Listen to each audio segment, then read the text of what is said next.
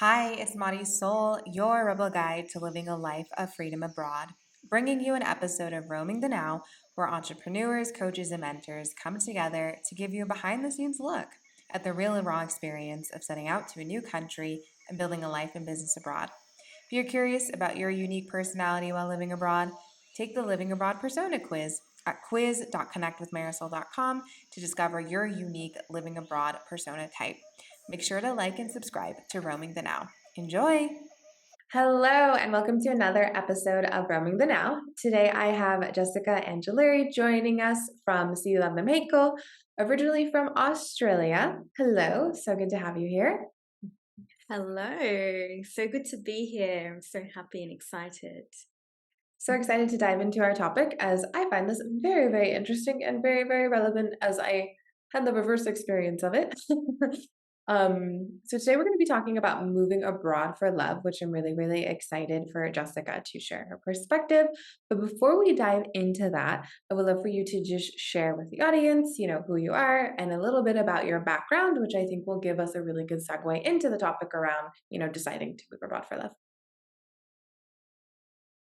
Yes, so hi everyone. Thank you so much for having me here and to have my story being shared. My name is Jessica Angileri, so I'm a feminine embodiment and intimacy guide and mentor, and I really just work with women to help them reclaim their power through their body, through their sensuality, through igniting their pleasure, because I feel and believe that this is a space where we make the best and most aligned decisions. And that's exactly what helped me with my own decision to move here and to follow my heart here. So I moved here. I'm not sure if you can hear the background noise. That just proves that we are in Mexico. There's always noise in the background. If you live in Mexico, you'll always hear, Marisol, you'll probably know, you'll always hear some sort of selling on the streets. So I just wanted to mention what that was, if you can hear that. Um, yeah, so my journey began when I was, oh gosh, I've been on this journey for years now, and moving through different relationships has really helped me to make the decision and really follow my heart. And I moved here about 6 years ago now, and I was single at the time. I was with a friend, and so I had just broken up with an ex, and we were together for about 5 years. We broke up. I feel like this is such a common story, I think, when women decide to shift their lives, or they go into this space of this dark night of the soul. And this is a space where so much gold and magic is reclaimed and so much is heard. And the other thing is actually following that piece of medicine that we're given in these times and spaces. And so I did. And there was a little spark inside of me that said, go to Mexico. And the funny thing is, when I think about it, I have always had this thing inside me to come here maybe 15 years ago. So it's always been there. Go to Mexico, go to Mexico. And just like with everything, everything has to feel and fall into the right time and place. And because we are all given this divine plan. And this plan for me happened to be that I had to come here at this time. That little spark, that desire to come here was always there. And that's the thing. We women have that desire within us all the time. And it's part of our soul contract. This was my time to come here. So my friend was single. We were living together as well. So I moved out of my place with my ex, and we had this like summer thing, this girl thing happening. And I said, let's go to Mexico. Now, for people in Australia, that's not very common. We don't just go to Mexico. I think it's more common for Americans because, you're neighbors. For us, not. We either go to Europe, America, or Asia. So anyway, we came here and did our whole travel girls trip thing for a few weeks, and then I met my partner. He is Mexican. I met him at the end of our trip, and we met. I didn't can't say I thought too much of it because I was in my whole holiday mode. Everything seems so heightened. You know, your senses are heightened, your pleasures are activated. So I just saw this as another thing that, you know, was aligned with this holiday good feel vibe in my body. But when I saw him and met him, it felt different than other times I have been with my partners. It felt like a real resting, a place, it felt like home. I didn't know that at the time, but it felt like home. That's what it felt like. And so we stayed in contact. We went out a couple of times while I was in Mexico traveling. And then I went back to Australia and not thinking much of it. And I just continued with my whole life. I was a teacher at the time. This was going back 6 years, 7 years ago now. And we stayed in contact. He was persistent. He continued to call and contact me and see where this was going.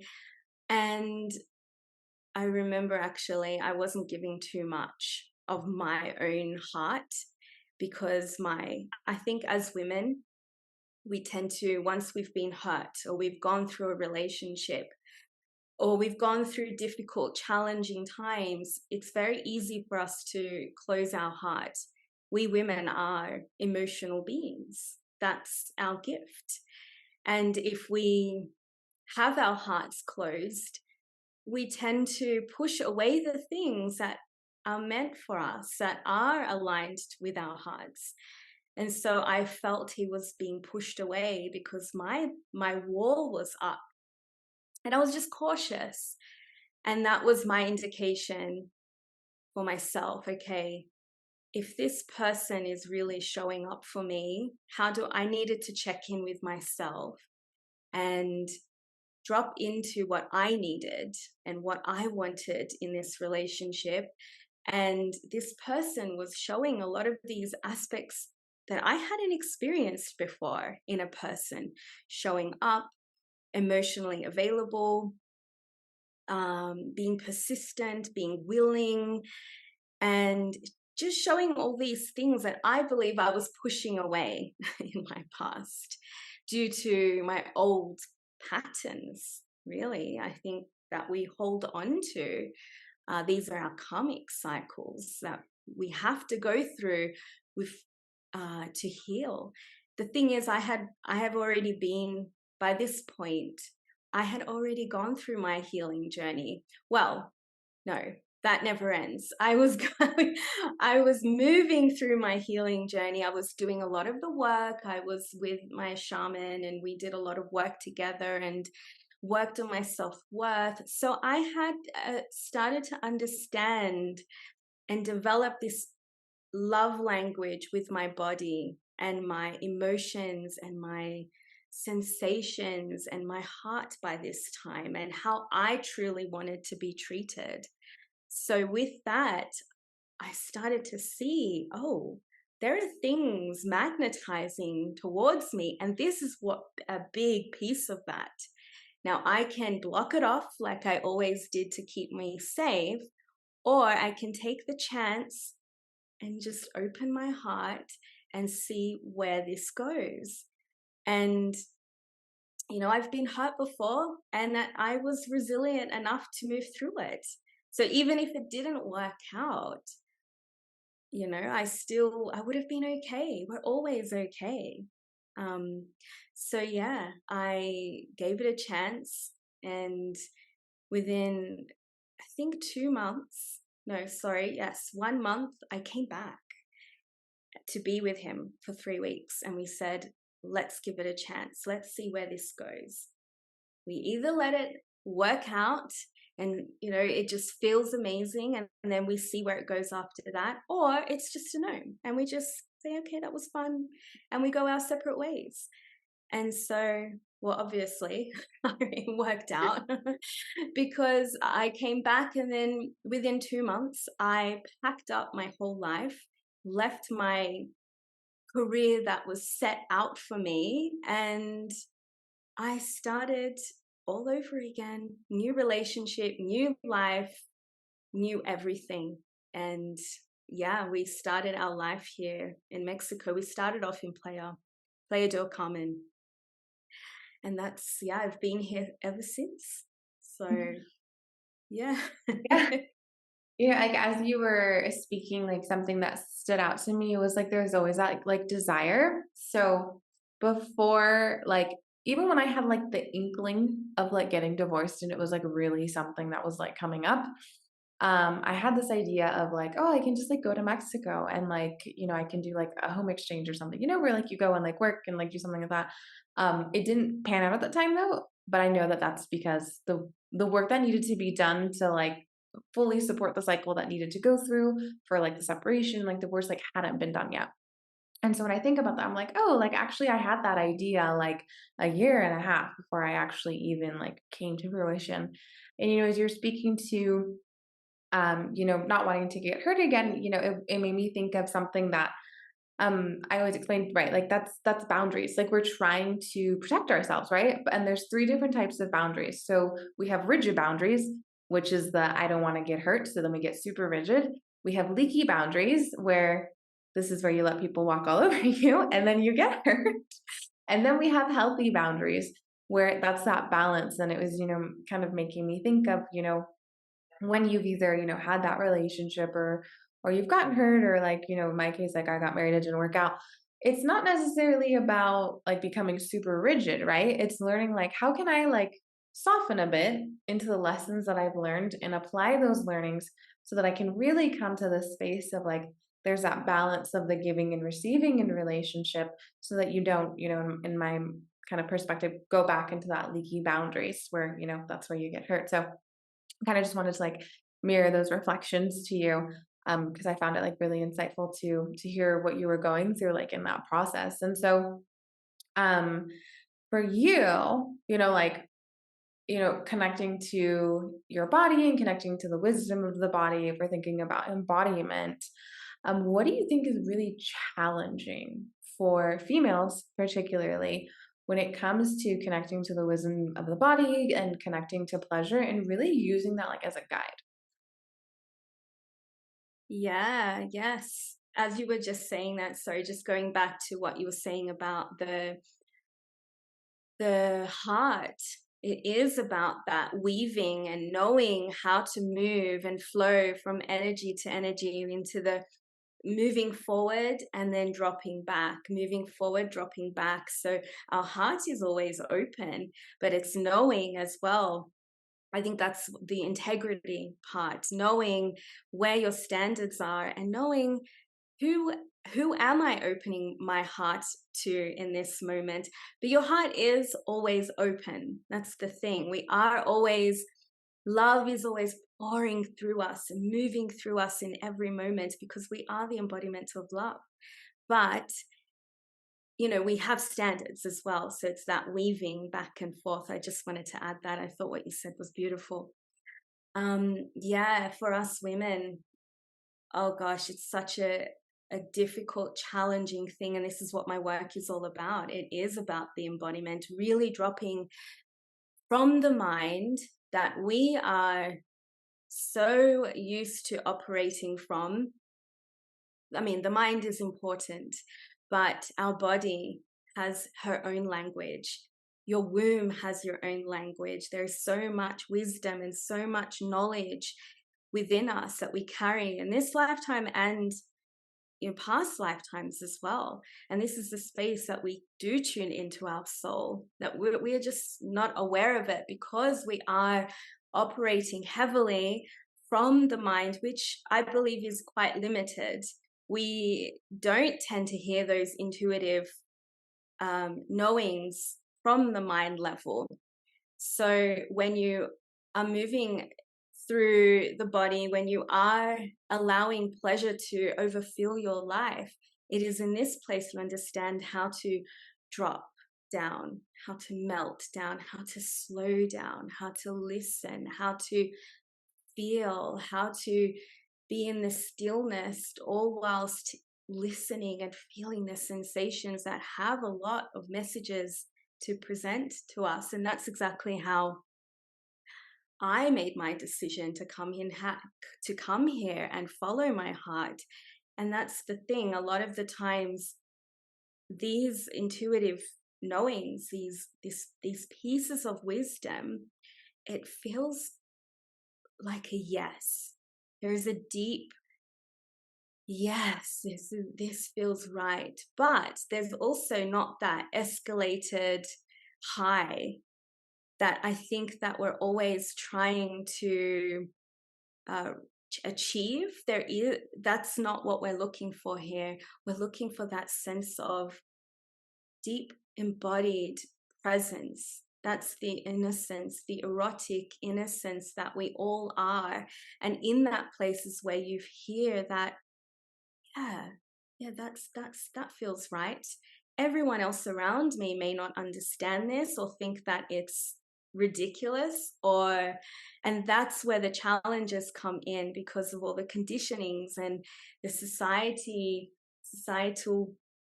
standards and all the, I don't want to say noise, but more of what the expectations of others. That's what confuses us. So we all always know, we always know the answer. Even when we go on a first date with someone, we always know if that's a yes or a no. But then we go into the old patterns of doubting ourselves or hearing our own noise that tends to lead us into places of unworthiness, or we feel we're not good enough. So when you're engaging with pleasure in your life on a daily basis and you're inviting that into your life, it is then that you expand your capacity to make decisions from that space and also hear the wisdom of your body, which is truth. That's our ultimate truth. Yeah. Yeah. No, definitely. I'm someone who has facilitated a lot of somatic work for clients and even for myself. So I've always been an intuitive person. I didn't really understand it. Like, why was I so intuitive? Like, people would ask me, like, well, why are you doing this? I was like, well, I don't know. It just feels like a yes. And, obviously now knowing what I know now and more research down the line, like, I'm a human, like, design generator. I am a sacral authority. Like, it's very clear in my sacral, like, yes or no. And the sacral doesn't have thoughts.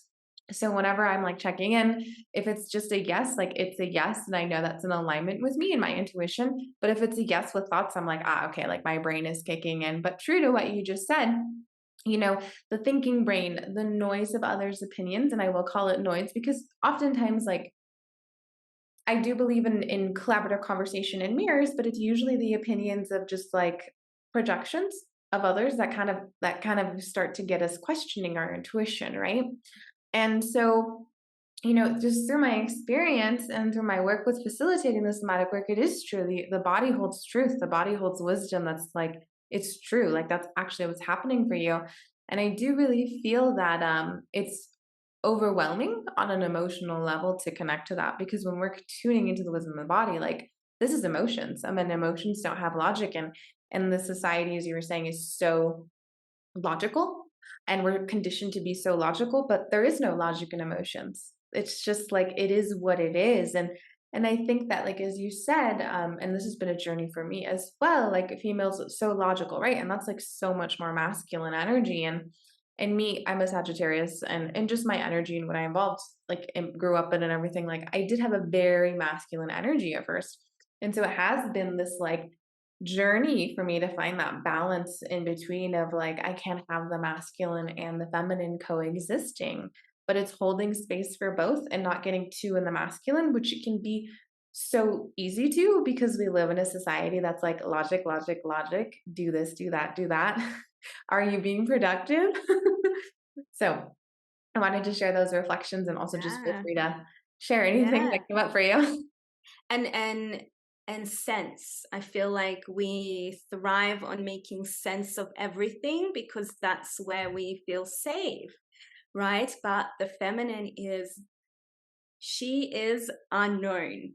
There is a darkness to the feminine. So when you step into this work of the feminine, you realize that I'm going into a void here. I'm going into unknown territories. But in this space, I am guided. I need to, this is also where you find the safety within yourself to be able to step into these dark spaces. And in these dark spaces is where you actually find that gold, that magic, that, oh, that alignment, that next piece of information that is meant for you, for your heart, that is aligned with your heart. I also find when, for us women, when we begin to do this work and we do listen to this wisdom and the answers and what next, we are always guided by with courage. There is always, with any desire, you will always have fear. That's normal. The fear will never go away. The doubts will never go away. That's part of our experience. But it's up to us to listen to our desires if it feels like that, that deep rooted yes. And also know, have the trust that courage is backing you up to move your desires forward. And that's something as well, I think, is, yeah, it's that unknown, but then also to trust. There's a big dance that happens here. Yeah. Yeah. Yeah, I agree with you. And I shared in an episode earlier, like what is living in alignment? I said, honestly, feminine energy in my life is super destructive. It's like Kali Durga energy. It's like we're destroying, like we're breaking everything down and it's going to be a new foundation built. And most people think that like feminine energy is like, oh, like very caring and give birth. And I'm like, no, actually, when you really start to work with feminine energy in a very conscious way, you realize that the feminine energy is disruptive and it is destructive, but it's breaking things down so that something new can be born. And when we're working this in the positive, it's something new that can be born that's actually more for the highest good. It's I remember Kali Durga. It's really that Kali Durga energy of like, yes, things are destroyed, but what comes in its place is actually something that is better for us and actually more in alignment with what we're looking for. The energetics of feminine and masculine and everything, I feel like it's something that's commonly misunderstood and gets a little too overcomplicated. Right. It doesn't need to be complicated.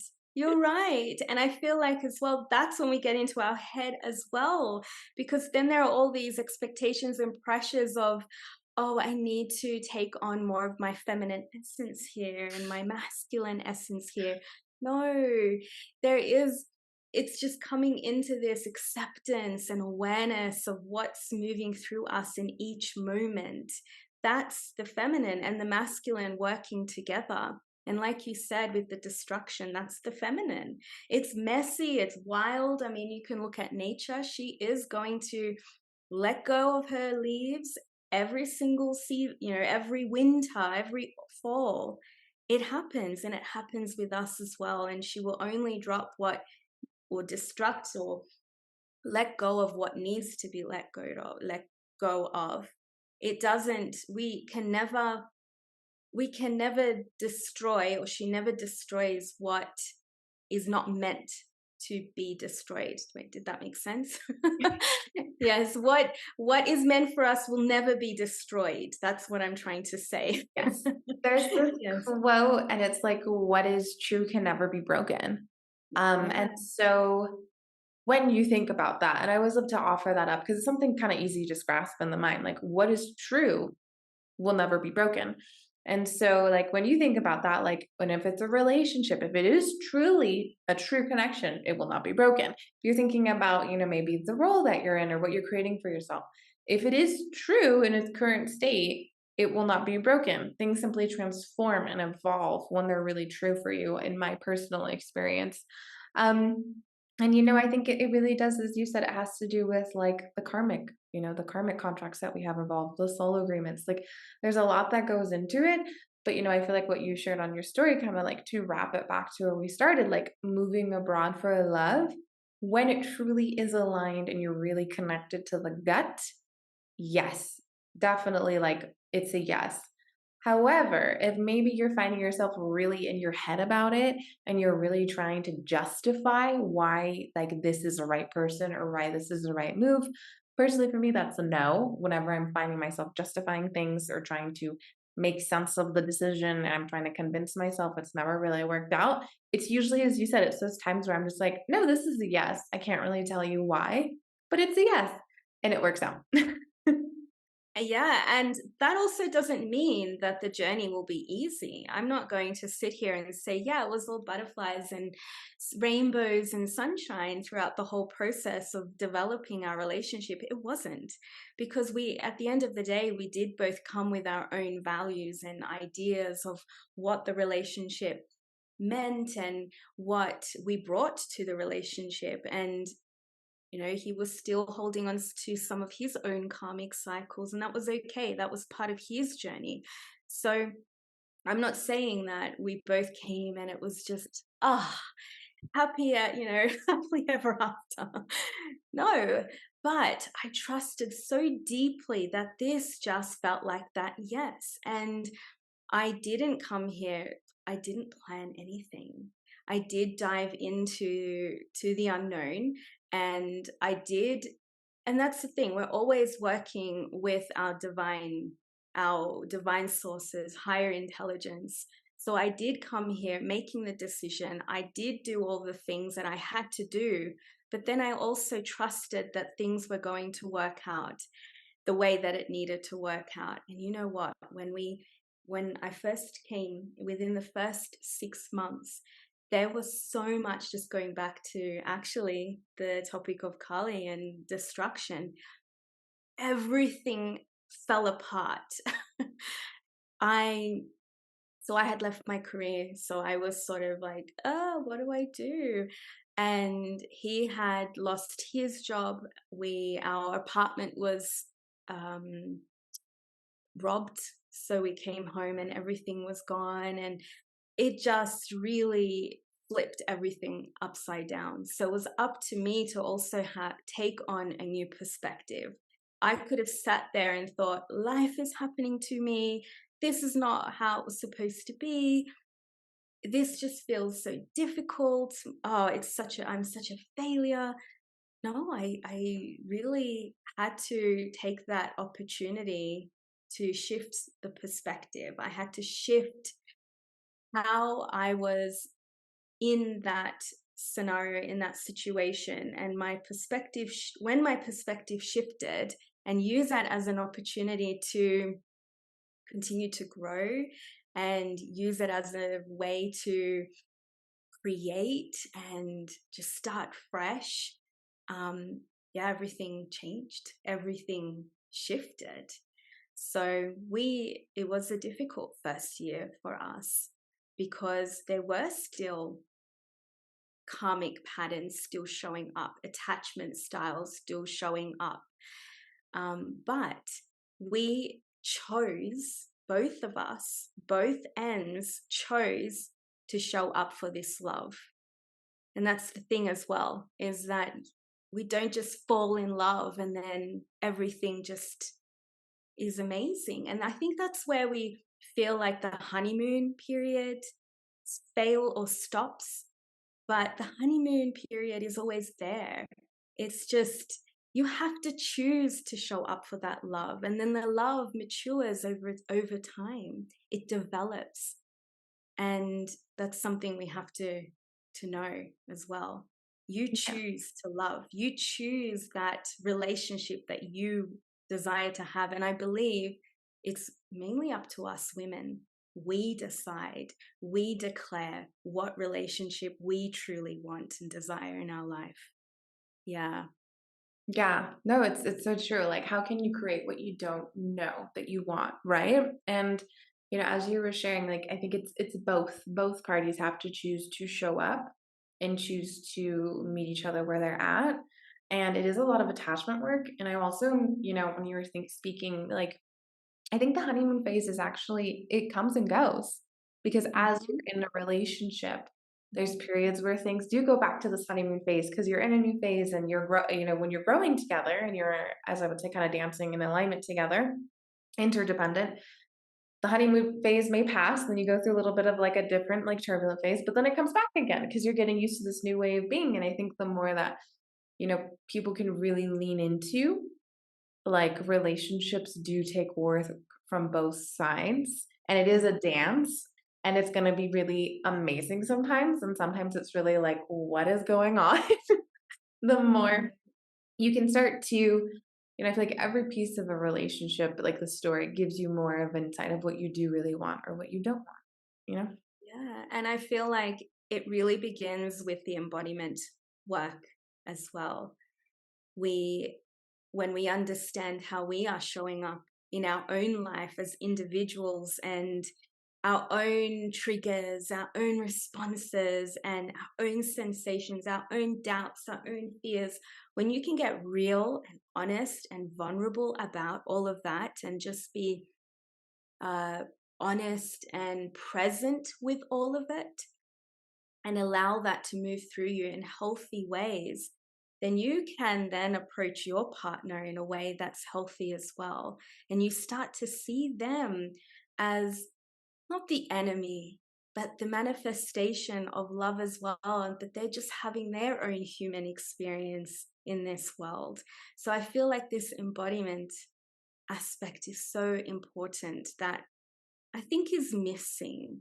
It's really missing this embodiment, really moving from the place of love, moving from the place of, hey, I'm here. I feel you. I hear you. It takes a lot of presence to be able to do that. Yeah. And safety. hmm Safety is key. Otherwise, we're just always being triggered, and our life feels like we're walking on. We're not walking on solid grounds. That's what it uh-huh. can feel like, and your relationship is your biggest projection, your biggest mirror. So, if you want to do the best healing in the world, get into a relationship. No, it's actually true. No, it is actually somewhat true. So it's interesting because I was in my like I was doing somatic work because I was in my facilitator training and part of it was doing work on yourself. And I was deep in it for like 6 or 7 months. And then I really started to see how I was showing up in the relationship that I'm in right now. And I was like, whoa, this is actually me. And so I was like, I need support on this. And then I started really just diving into my attachment style, really working on that piece, like with myself and with my therapist. And the way that things have really shifted in terms of knowing what's happening within me when I have these like triggers or reactions, knowing how to show up to support that. Honestly, like everything has gotten so much more smoother in terms of being able to show up with compassion for both parties. So I would just Yeah. recommend all of that for anyone who's really struggling Yeah. relationship, yeah. Yeah, and then in this way you stand strong in your self-worth and you own your sovereignty, and then this meeting happens in your relationship. So there's two people standing tall by themselves, and you're not meeting the relationship to fulfill. Sorry, I'm very distracted by, can you hear the street? We You can't can't hear hear it. anything. Oh my gosh. It always happens when I'm in, doing a call like this. The street noise and the selling happens. Sorry. So yes, you're standing tall side by side, and you're not needing one another in the relationship to fulfill parts of you that maybe don't feel fulfilled, or like the holes in your heart, because you know how to nourish those pieces within yourself. And then in this stage, and then you're standing next to each other strong. And this is where the commitment happens. And this is where the love then expands and grows. And then you're guided into this union where you're not standing side by side anymore. You're individuals, but you're creating something bigger. You are creating love together. So this love becomes more powerful and it ripples out into other areas of your life. But we need to understand how to stand in our own sovereignty and know how to really nourish ourselves first. We can't expect someone else to do that for us. Yeah, that's a really big piece. Yeah, so that's a really big piece, and I feel like this is a really good segue into what advice would you give to someone who is maybe, looking to move abroad for a relationship, but recognizes that they need to do some more work around the embodiment and self, the sovereignty, and nourishing oneself? Mm, I think, I don't ever feel like we need to heal or fix ourselves first before we get into a relationship. I think it's first knowing you are so deserving of a relationship. You are deserving of love. You are deserving of a union that makes you feel like every day feels like you are waking up to bliss and pleasure. But you can do that for yourself, of course. And if you are moving abroad or you are in a relationship with someone abroad, have that conversation with them. Have these real deep, vulnerable conversations. Tell them what you need. Tell them what you desire in the relationship. Once you have those conversations with them, then you also know if they're willing to show up for these needs, because moving abroad for someone is not easy. It's not the easiest journey. I mean, if you're leaving, you're leaving your family, you're leaving things that you know, and you want to feel held and supported by that person, especially if you're going to their country, into their life. So you are deserving of having your needs met and having your standards and setting them high and your boundaries and saying exactly what you need from them, what you desire from them, in order for you to feel safe and for you to feel supported by them. I feel that's necessary. But then also check in with yourself. Check in not with what everybody else is saying to be true or telling you that this needs to be done, or don't even wait for the perfect moment. There is no perfect moment. You'll be waiting for years otherwise. Check in with yourself. Check in with your womb. You can hold your womb. Take a few deep breaths. A lot of the time, if you're not used to this work, you might not hear anything, but if you do it daily and you check in with yourself, you will hear that instant, this is what I need to do. But then it's up to you to listen to that and take action. There's one thing in listening, yes, that feels amazing, and another thing taking action. And just know that nothing is ever a failure. So even if you go and you try and make this relationship happen, also do it for yourself. You're not just doing it for the relationship, you're doing it for yourself. You're doing it for to open up to new experiences and new opportunities, and taking yourself on a new adventure that will lead you into really beautiful places. So nothing is ever a failure, if you can look at it like that. But trusting your heart will always lead you into the most wonderful, blissful places. It really will. Yeah. Yeah. Yeah, no, everything you said, very much so in agreement. And, one part that I really emphasize when I do somatic work, because it is a lot of listening to the body, but it's kind of like when I bring you out, it's like, okay, so what do you want to do with your insights? Because we only create change with action. And it can be the smallest actions that really lead up to like the biggest differences, especially when we're working with our emotions, we're working with relationships. It's those little changes that really start to add up every day. But again, it's like it's one thing to have insight, but it's another to take action. So I just wanted to share that because Yeah. And we are courageous beings, especially if you're a woman watching this. We're courageous. Look at everything that we've done in our life. Everything.